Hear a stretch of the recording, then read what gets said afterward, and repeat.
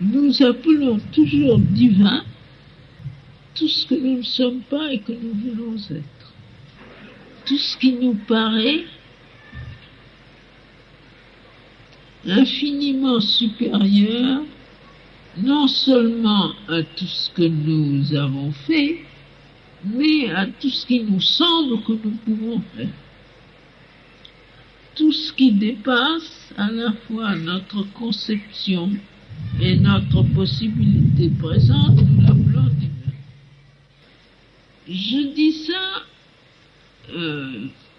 non pas pour faire une plaisanterie, mais parce que je suis tout à fait convaincue que si on remonte à quelques milliers d'années, quand on parlait de divin, si jamais on parlait de divin, ce que je pense, quand on parlait de divin,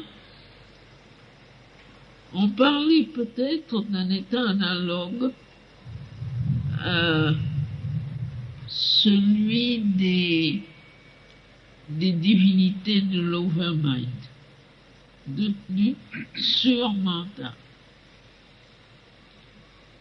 Et maintenant, cette manière d'être des divinités du surmental, qui ont évidemment gouverné la Terre et formé beaucoup de choses sur la Terre depuis très longtemps, nous paraît très inférieur à ce que nous concevons comme le supramental. Et ce supramental que justement nous appelons maintenant le divin et que nous essayons de faire descendre sur la terre, il est probable que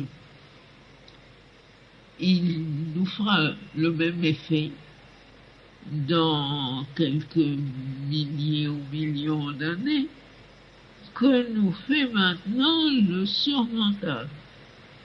Et je suis convaincu que dans la manifestation, c'est-à-dire dans l'expression de soi, le divin est progressif.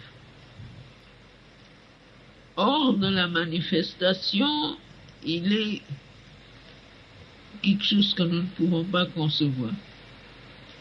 Mais dès qu'il se manifeste dans cette espèce de devenir perpétuel, eh bien, il manifeste quelque chose. Il manifeste de plus en plus de lui-même avec comme s'il réservait pour la fin les plus belles choses de son temps. À mesure que le monde progresse, ce qu'il exprime dans le monde devient, ce que nous pouvons dire, de plus en plus divin.